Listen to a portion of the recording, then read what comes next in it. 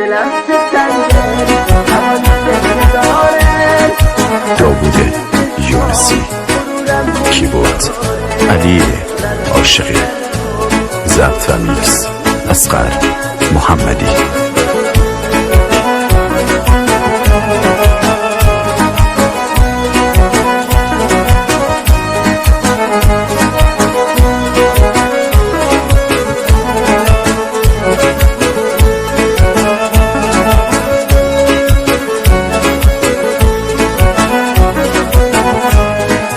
دلم چه تنگه هوای گریه داره، عشق توی چشمام غرورم نمیذاره.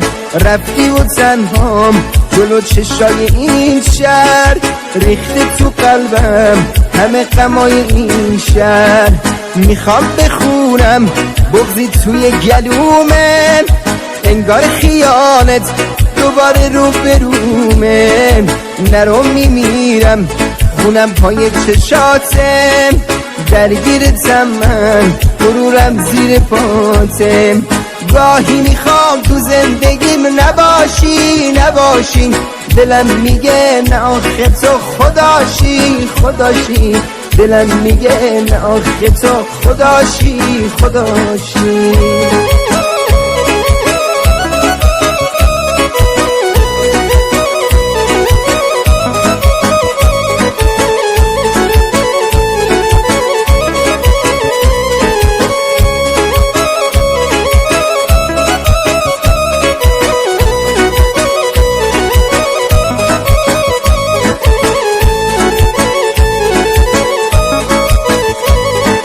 بین من و تو هنوز مونده چیزایی، نرو میمیرم عزیز من کجایی. چشمای خیسم از زیر شب تاره، میخوام بخوابم خیالت نمیذاره. دنیای بیره بی تو خونه درده، رفتی سر من روی شونه درده. نرو پناهم همیشه شونه هاته، هوای خونه پر از نشونه هاته. گاهی میخوام تو زندگیم نباشی، دلم میگه نه آخه تو خداشی. دلم میگه نه آخه تو خداشی.